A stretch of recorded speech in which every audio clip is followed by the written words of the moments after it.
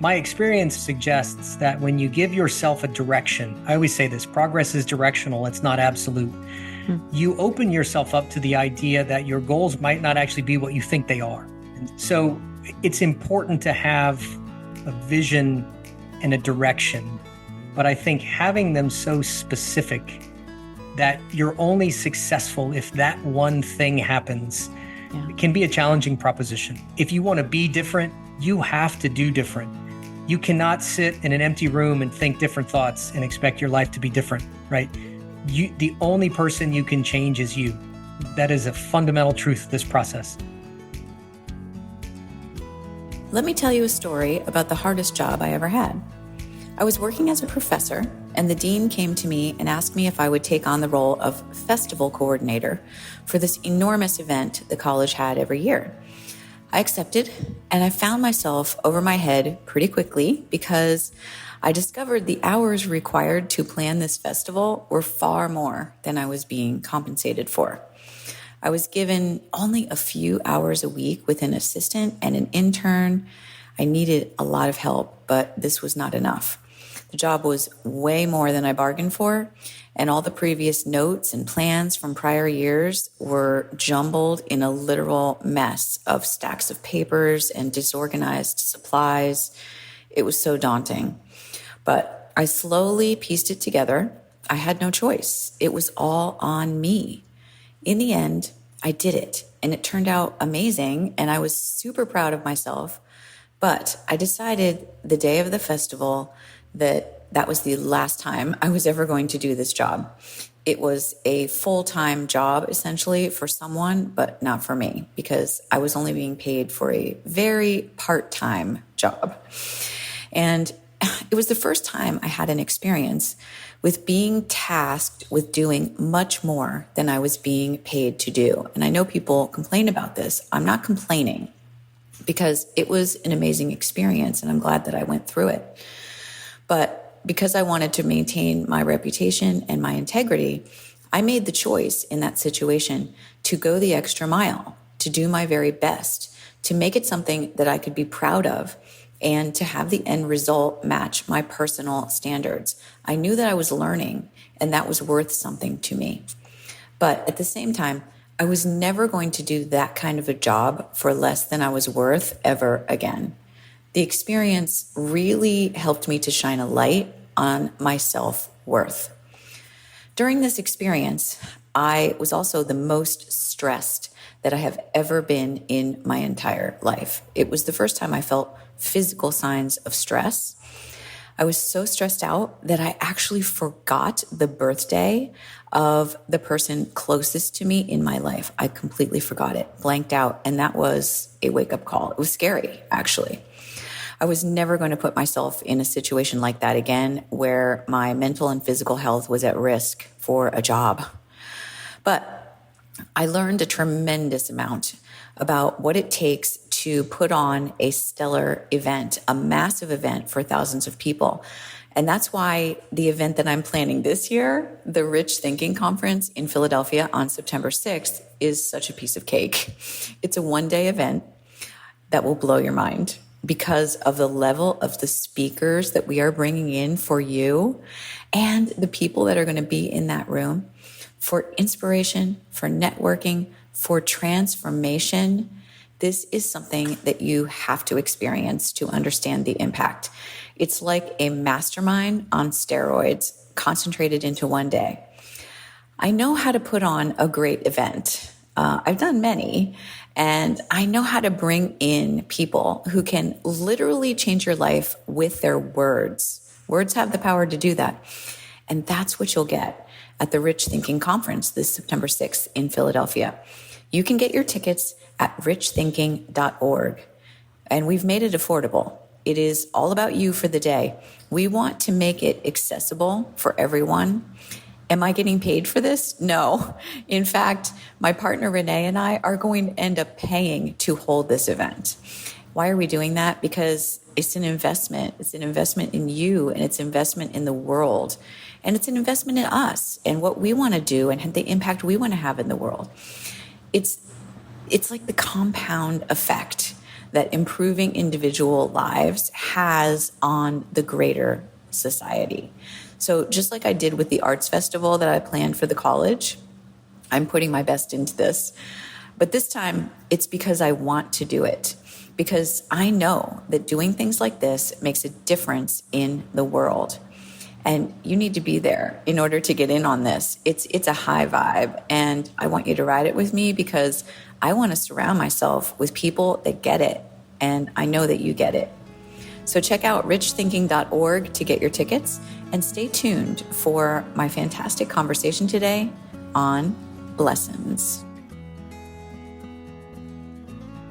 Welcome back to Blessings, friends. You might want to have a glass of water nearby today because this guy is about to light us all on fire with his motivational messaging. Michael J. Lopez is a top voice and a thought leader in transformation. He is bold and frank in his approach to helping people and organizations root out the basis of what is holding them back from unlocking their potential. Michael works with scientific principles to illustrate why transformation is necessary for us, what characteristics within ourselves are keeping us from changing for the better, and he shows us how to use basic principles of human behavior to welcome change into your life and let it inform your growth. Why wouldn't you want to better yourself, to be better for your family, your business, and the world at large? I sure do. And I can't wait to dig into the principles of positive change today so we can all leave this conversation a little more elevated and empowered. Also, let's congratulate Michael on the recent birth of a beautiful daughter. So welcome, Michael. I'm so excited to share your insights with all of us. Thank you. That's like the best introduction I've ever had. So I'm going to take that. It was really, I got a lot to live up to now in this conversation. Thank you. It was very thoughtful. And thank you for the good wishes on our new baby girl. She's a month old as of yesterday, and she's doing great. If you hear anything in the background, that's that you never quite know with a newborn, but she's usually pretty quiet. No, you don't. And feel welcome to bring her onto your lap if you need to, because I love babies. So you have just been through a very significant change with this brand new baby in the house. So now that you are rocking a baby again, how has the baby rocked you? Oh, that's good. I will tell you. So if anyone's asking, you said again. So I'm 51. Oh. I'm 51 and have a newborn. Last year was a big year for me. Got remarried and have a new baby, and I have other kids. They're 11, 16, and 27. It's a lot. That's quite the spectrum. I will say that at this age, being a parent, again, particularly to a newborn, I'm much more present and I savor every moment. I think when you're younger, and you just try to get through a lot of things. You're always going somewhere, building, growing, all sorts of good things that make sense for that phase of your life. And I just really do savor every second of the hard moments and the wonderful snuggles. It's really because you know how quickly it goes by. And so I'm much more present, I think. And it reminds me of my other kids when they were that age. And now my kids are older and they get to participate. So it's just wonderful. And so I think, I don't know that it's rocked me, but it's reminded me of what's beautiful about this journey. And fortunately, I think I'm wise enough to slow down and savor the moments.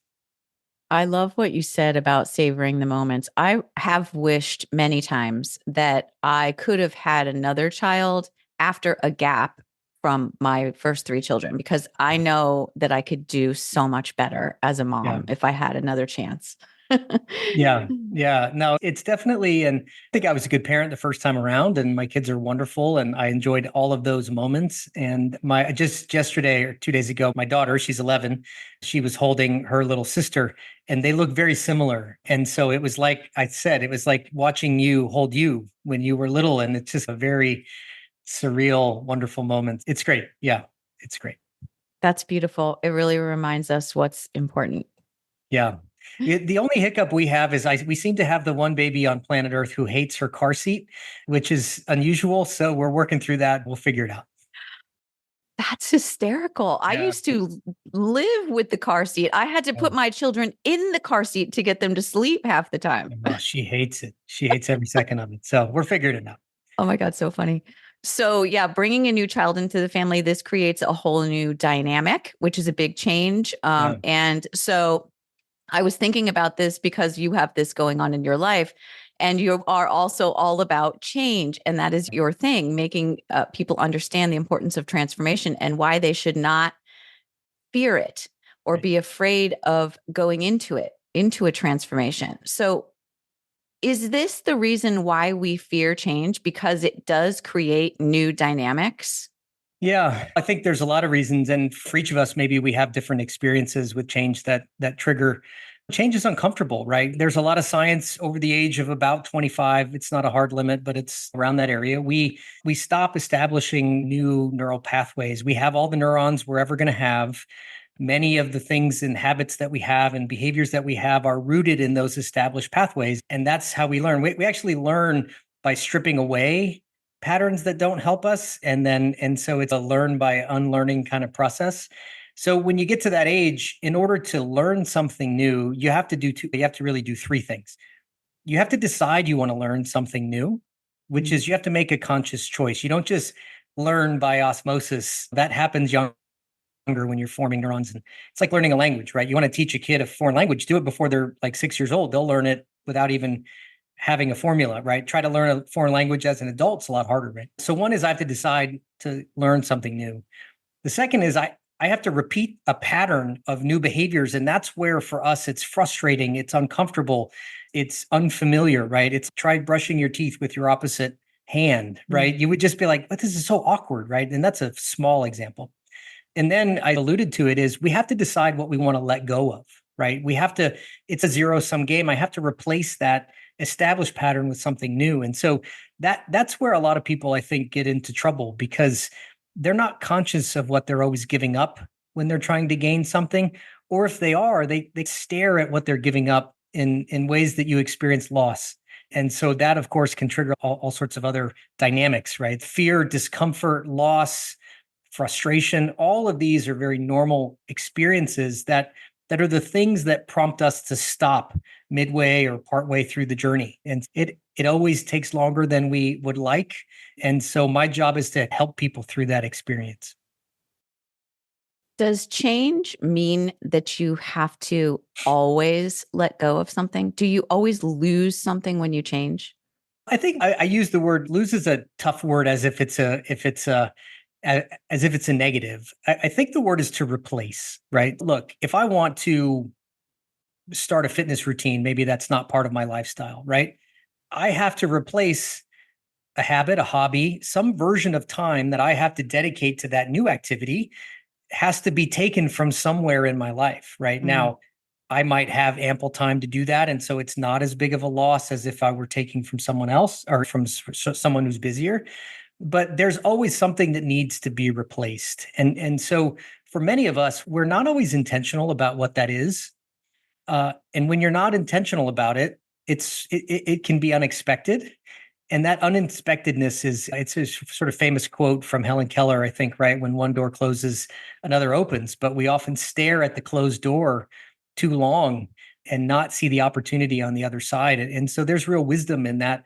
And there's real science in how our brains work through that experience. So think of it as replacement.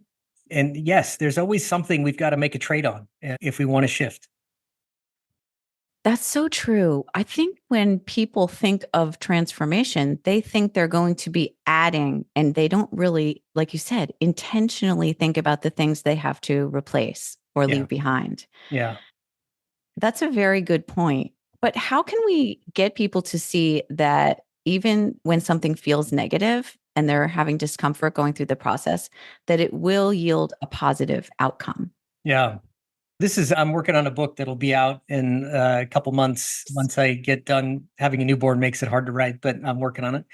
And what's one of the things I talk about? So without giving away too much of the punchline from the book, one of the things is to rebuild your relationship with stress. So if you look at my website and there's these 6 big principles of change that are rooted in the science of our existence as the human species. And one of them is understanding the positive roots of stress and what stress is for and how to lean into that. Right now, certainly long-term, perpetual, sustained, chronic stress is a bad thing, right? But the stress response biologically is actually neither good nor bad. It's all designed to get you to move, right? And it's very healthy in the short term for your immune system, fighting off viruses, bacteria, inflammation, all of these other things, right? But I think at times we've put stress into a category that all stress is bad, and I should always feel at ease and feel calm. And stress is good, and understanding when it's good and when it's not, and how to put yourself in situations to build what I call a relationship with stress, right? And I'm not being over dramatic or overgeneralizing when I say this. If you are not comfortable with stress, you will not change and grow. It's just simply not possible. And so we've got to start there. I think the second thing is along those lines, I talk about a lot about rewarding progress, and we define our aspirations in terms of states of being, right? Outcomes. We have a vision board. I want to make a certain amount of money, have a certain type of job, relationship, car, house, whatever your thing is. Those are nouns, right? Those are states of being. Those are things that you acquire. But the truth is, the pathway to get there are verbs, right? It's the input that you have to execute in order to get there. And most people underestimate the difficulty and the complexity and the intensity of those experiences. But if I can redefine change as the effort of change, the process, the inputs, and I have a better relationship with stress, then I can withstand quite a bit. And yes, my goal might not hit exactly, but there's a goal on the other side. And so I always tell people, focus more on the inputs to change than the outputs, and you'll be amazed at what happens. I really love that mindset. That reminds me of the work of Carol Dweck. She talks in her book Mindset about, the process oriented language. Okay. It all comes from that kind of theory. I recognize that immediately. And it's a really effective way of making change in your life to focus on that, the growth orientation. And I love the way that you said, those are your verbs. Focus on your verbs. So you don't even have to understand the science behind it. If you just can focus on things that are action oriented. And here's a really easy example, right? New Year's comes along. We all make a resolution. One of them invariably has some sort of a health aspect to it. Maybe it's eating better. Maybe it's being more fit. And it usually shows up in, I want to lose 30 pounds, right? 20 pounds. You don't lose 20 pounds in one workout, right? It takes time. And so if I only focus on my incremental progress towards that 20 pounds, I can get demotivated pretty quickly. But if my goal is reframed as, I want to run for 20 minutes a day, 3 days a week, I can track that, right? And over time, with consistency, patience, and repetition, I will get there. It may not be the speed I want to, but I can go this week. I completed my 3 intervals of running, week accomplished. And and there's actually a lot of science behind the motivation that comes by defining your goals that way and achieving them, and then saying, what's the next increment, right? And so I've got to break it up into finer slices, and then track the inputs to that process. And then it's much easier for me to make progress towards my goal rather than just staring at oh my God, I stepped on the scale and it's only a half pound this week. That's really deflating for a lot of people. Mm-hmm. Yeah, that's so true. So just focus on the action and trust in the outcome. Yeah. Have some faith. Yeah.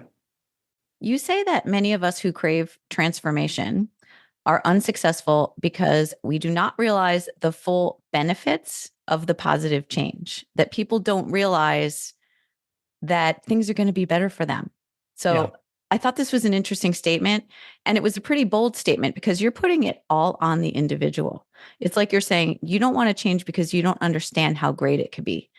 But if you could only see how great it can be, then you would know.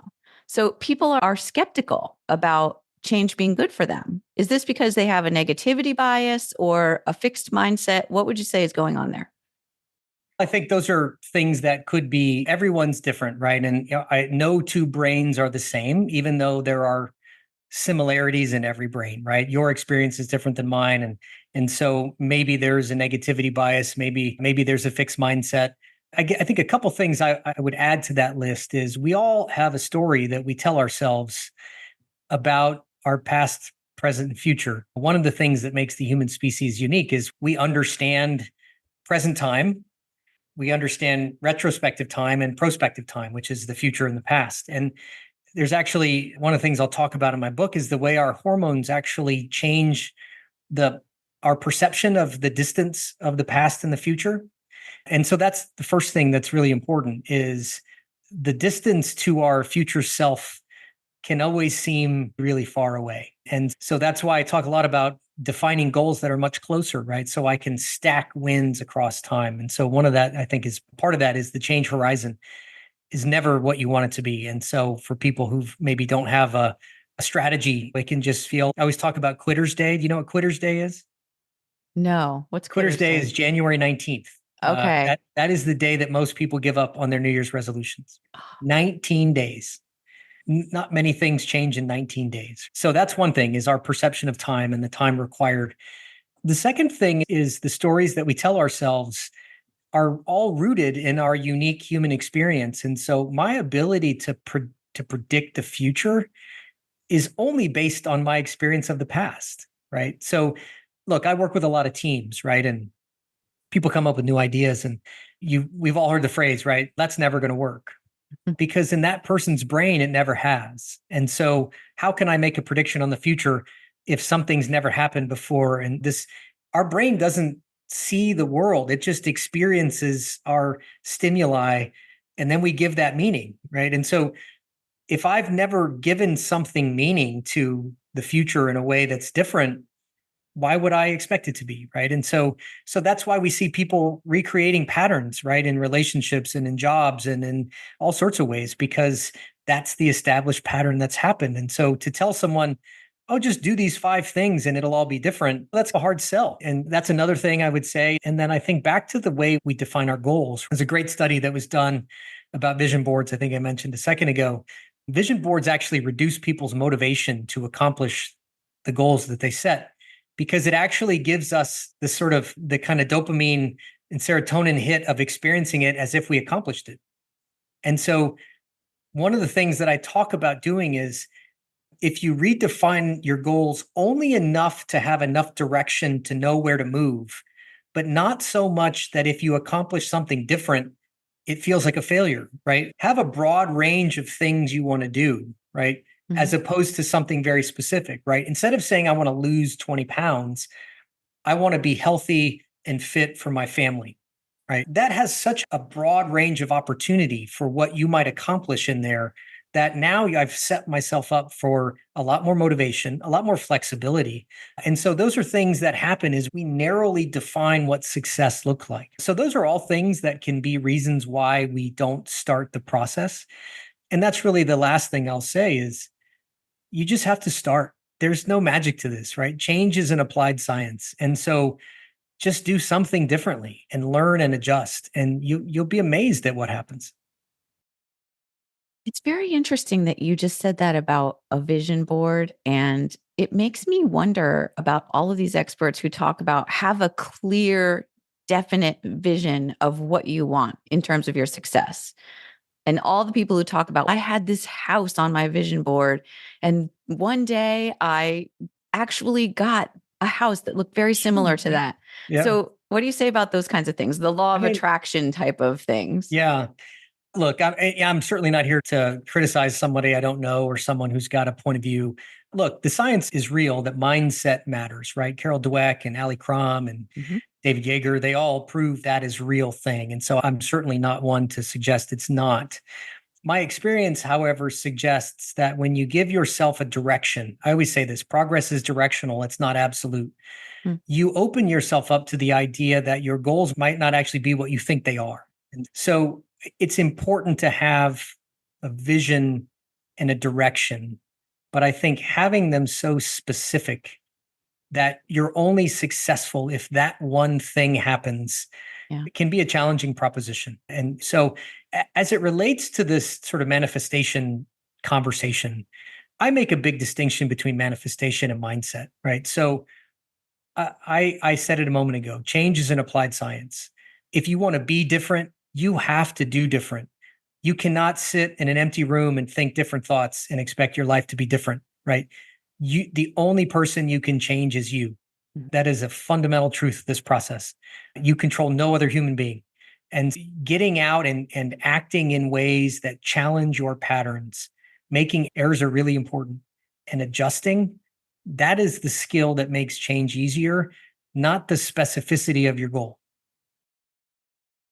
I can definitely see how if a person is only fixated on one particular outcome, that could be creating disappointment and a lack of confidence and a lack of fulfillment and those kinds of negative emotions.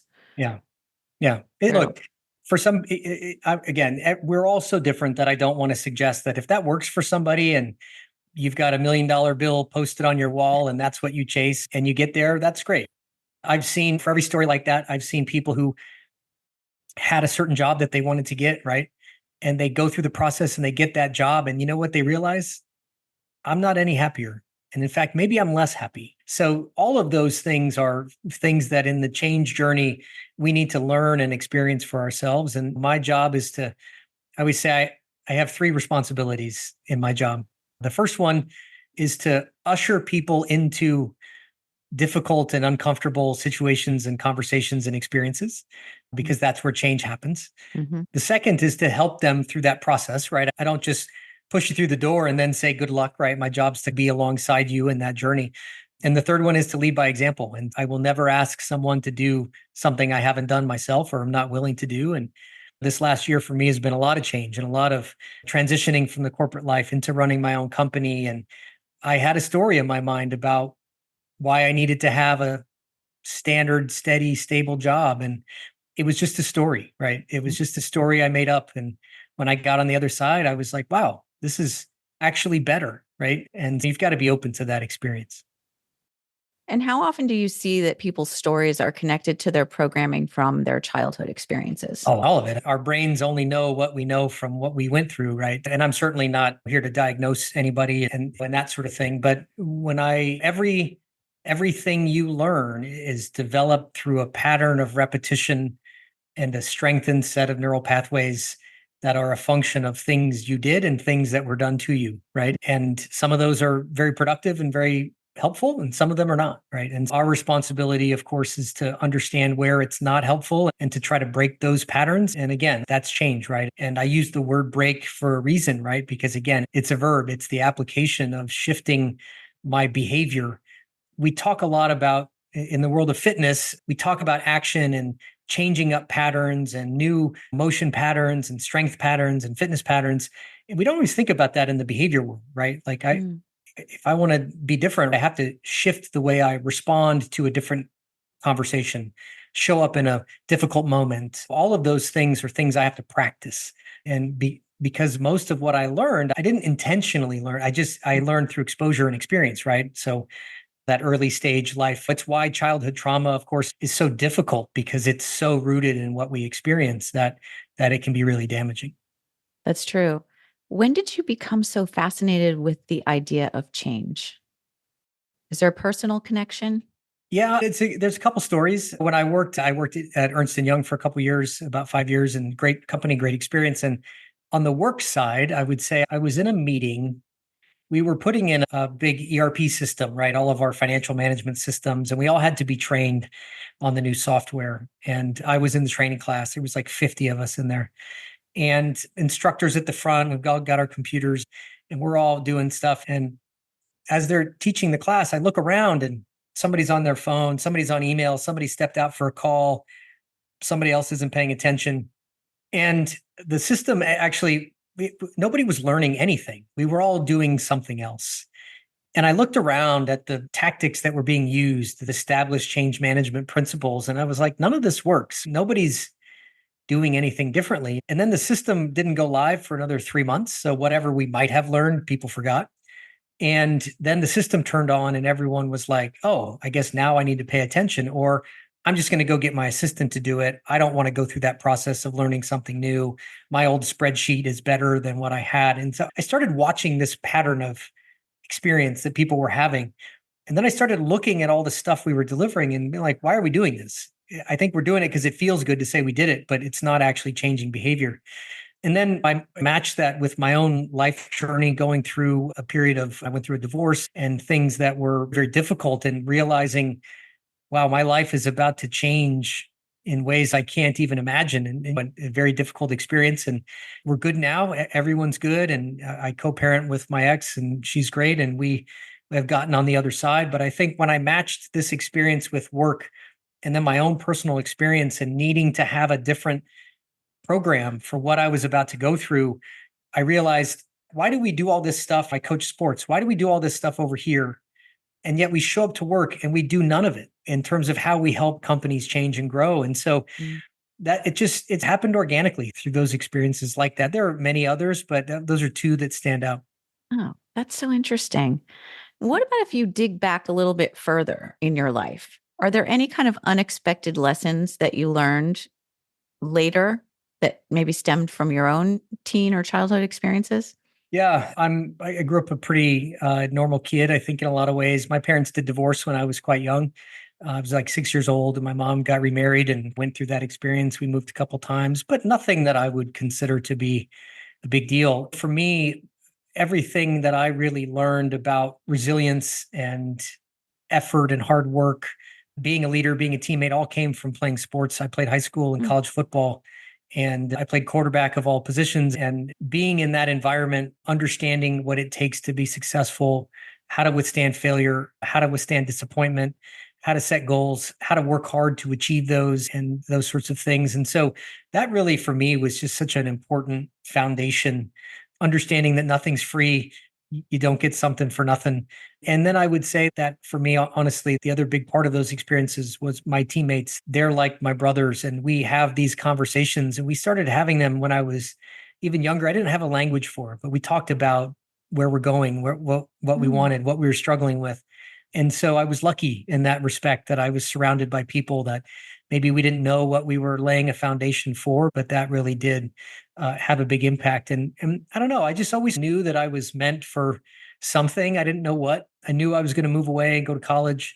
I knew I didn't want to move back. I knew that I wanted to go experience different things. And I was always encouraged to do that. So I'm fortunate in that regard. I had parents and family members that were supportive. I think it just evolved, and I was lucky in that respect. Yeah, it sounds like you weathered that part of your life very well. I know that you are on the West Coast now, right? Yeah. So did you grow up on the West Coast? Yeah. Yeah. I was born in the San Francisco Bay Area, lived up and around that area. We moved up to Sacramento area, which is now where I live now. We moved back in 2015 or so.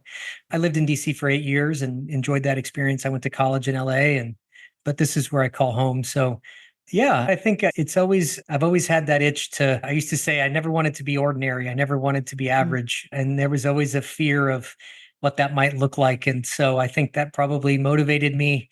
The therapist I was with many years ago told me that I always operated like a rocket ship that was trying to escape the atmosphere. And I didn't realize that I had escaped it a long time ago and I was still going. And that always sunk in with me. And that I realized sometimes you don't have to press so hard to change your circumstances. Yeah, just those sorts of things have always been part of my experience one way or another, either by luck or by intention. You seem to have a knack for navigating change.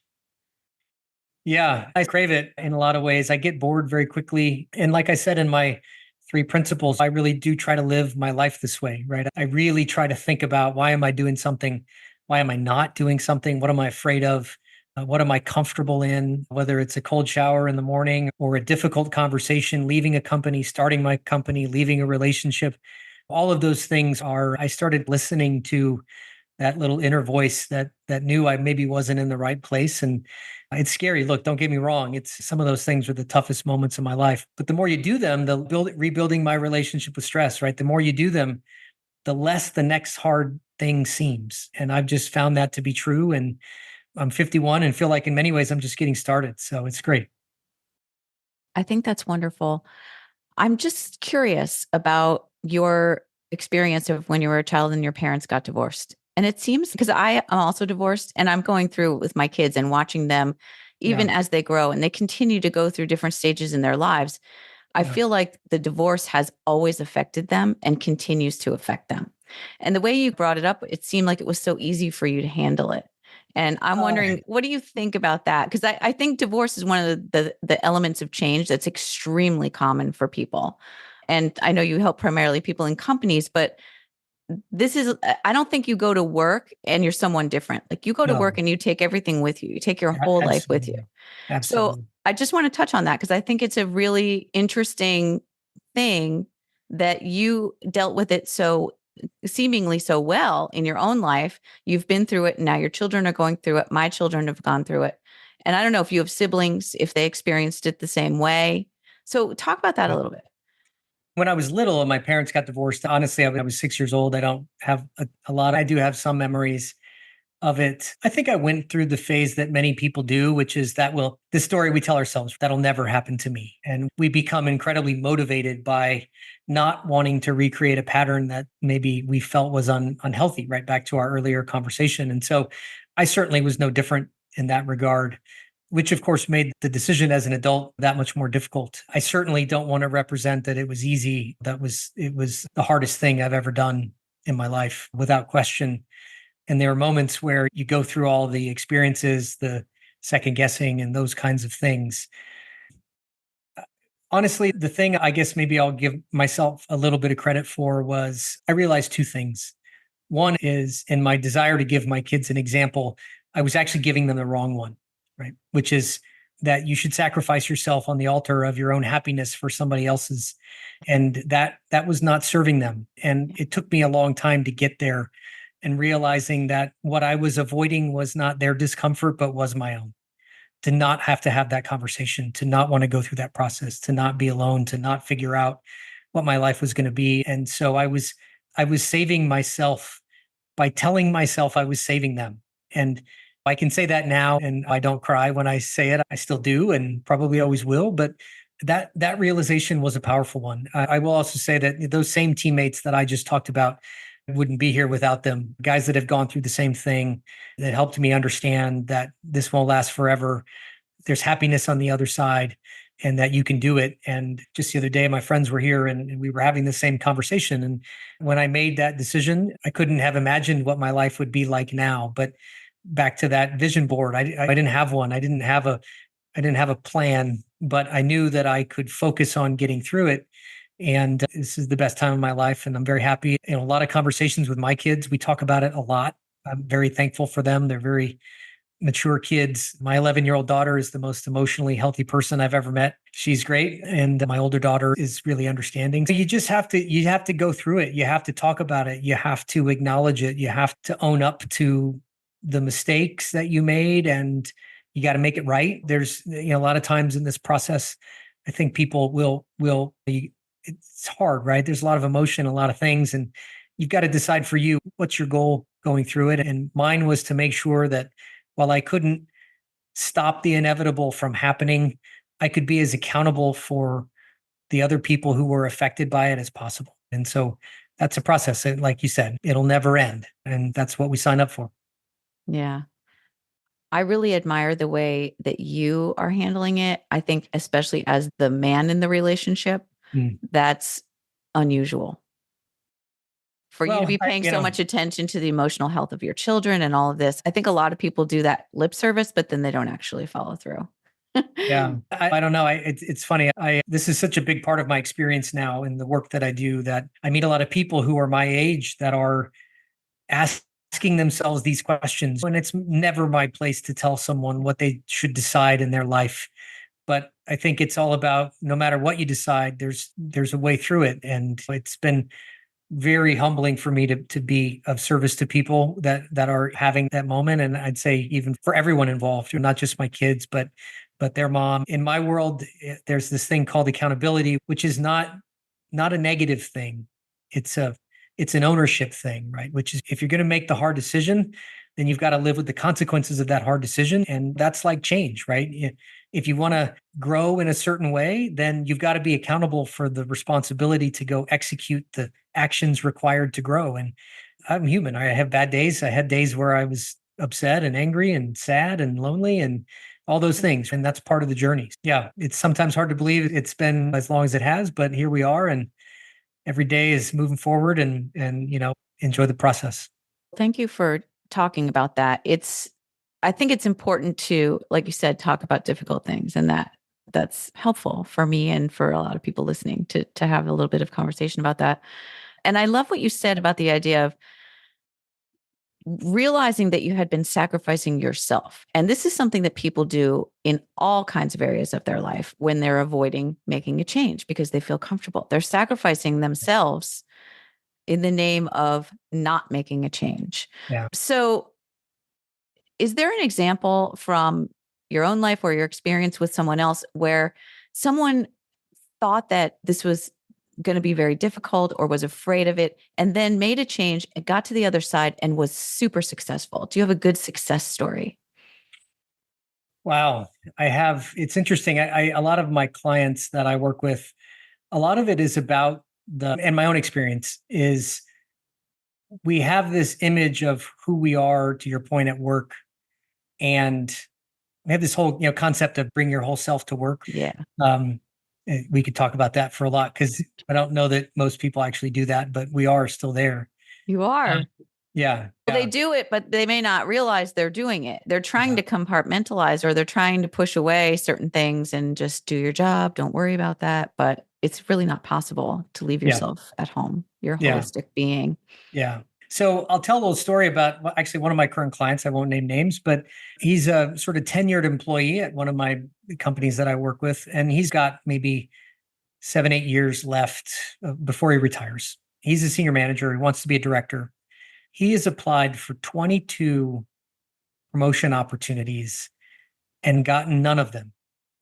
He came to me in a coaching capacity, pretty deflated, pretty upset, feeling like he had no future, very demoralized, as you would imagine, right? It's a lot of times to strike out and hard to keep going. And he had a certain persona that he brought with himself to work.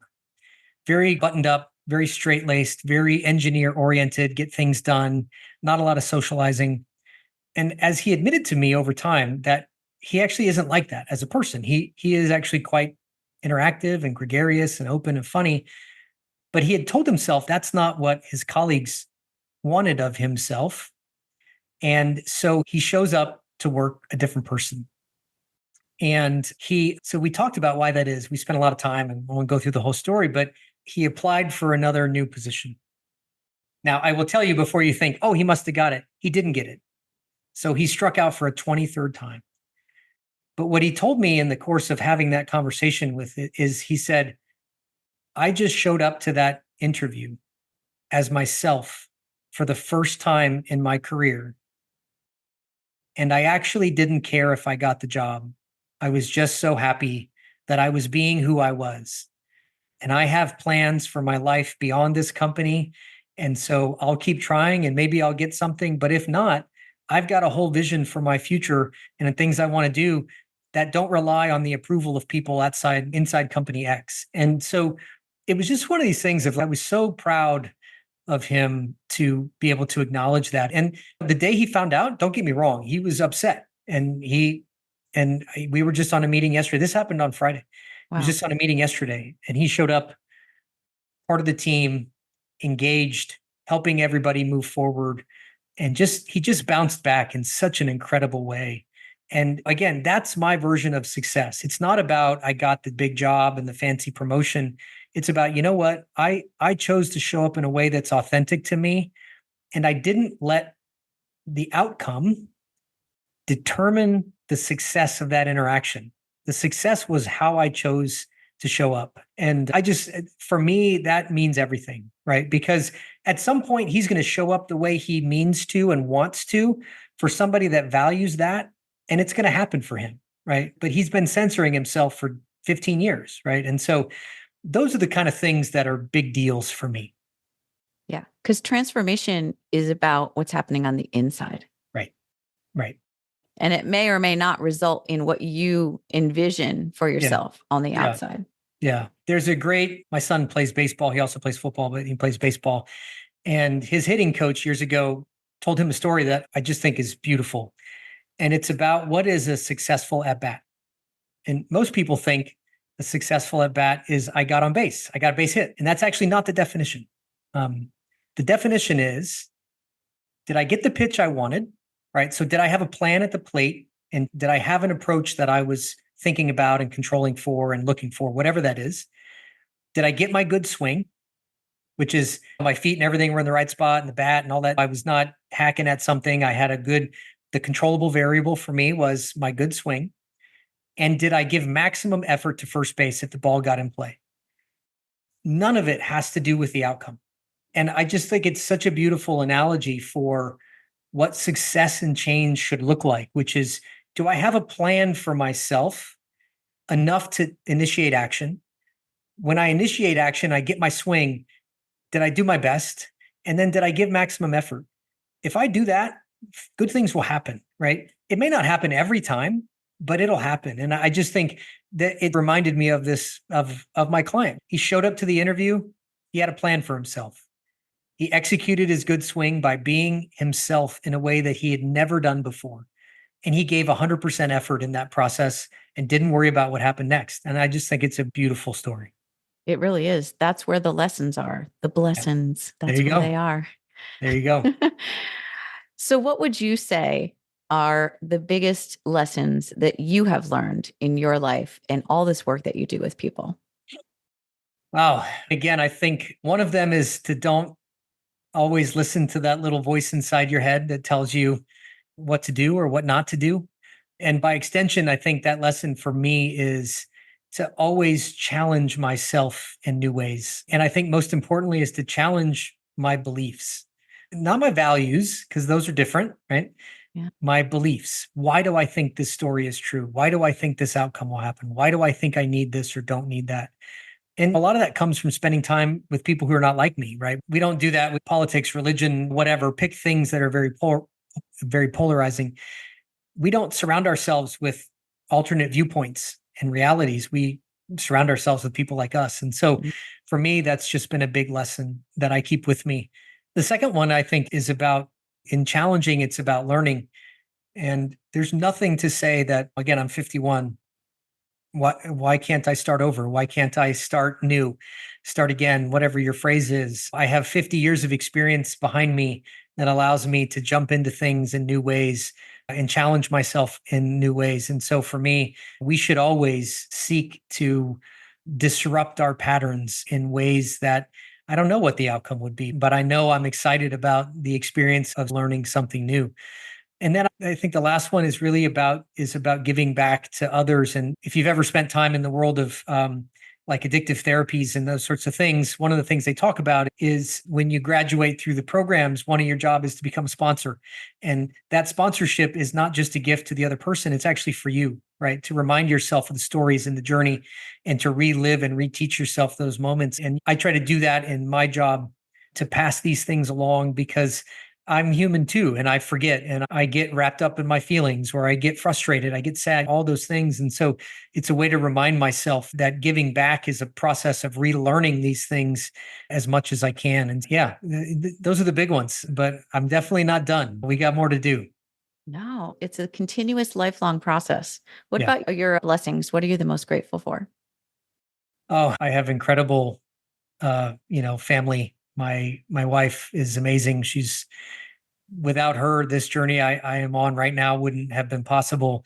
And my children and our new baby, I'm very thankful for my ex and the way we've been able to co-parent and continue to be there for our kids. And she deserves a lot of credit, more than I think she probably gives herself on a regular basis. But I think she's just done an amazing job. My teammates and my friends and people that have been supportive of me, who've pushed me in ways that will call me on my stuff if they need to, but encourage me to keep going. And I just couldn't do the things I do without those people, and nobody does anything alone. And without those people in my life, and I would just be nowhere. So it all starts with that.